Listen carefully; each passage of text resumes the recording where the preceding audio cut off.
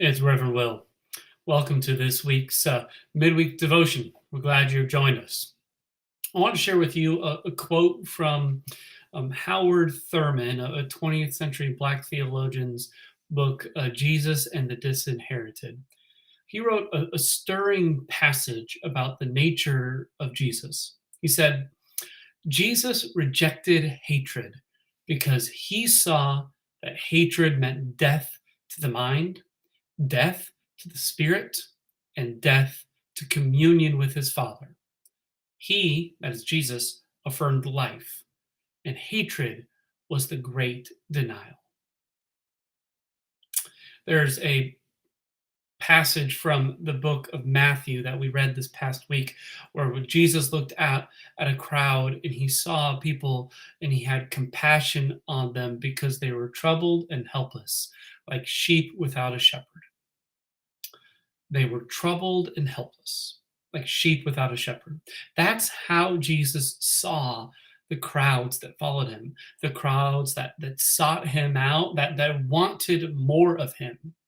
He didn't see them as leeches bleeding him dry of resources. He didn't see them as distractions preventing him from focusing on the bigger task at hand. He didn't see them as people who should know better.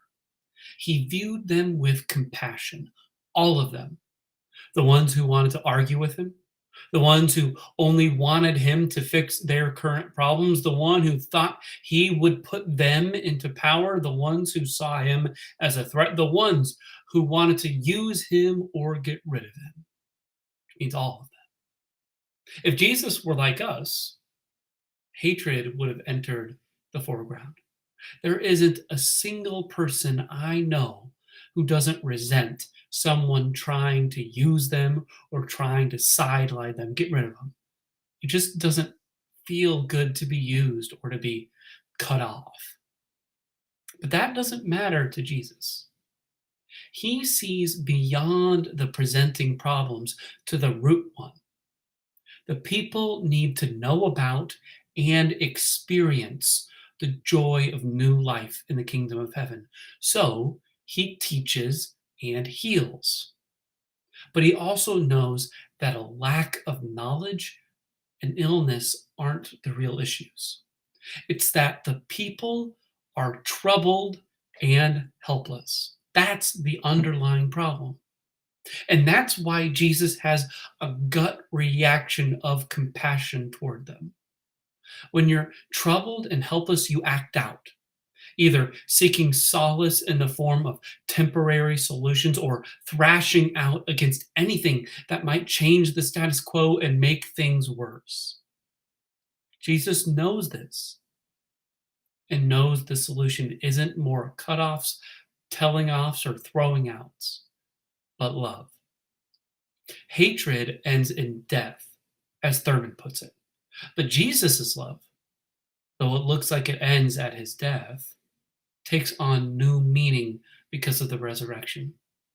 And it is a love that extends beyond the confines of those in the crowds he met to everyone, you and me included, because feelings of being troubled and helpless are a dime a dozen. It just takes a certain amount of humility to admit you feel that way and that you actually are those things. And the funny thing is that life has a way of sending us in that direction.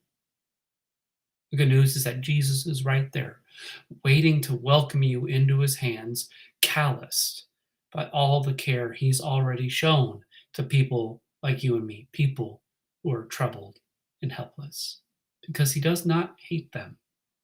Instead, he loves them and has compassion on them, on you.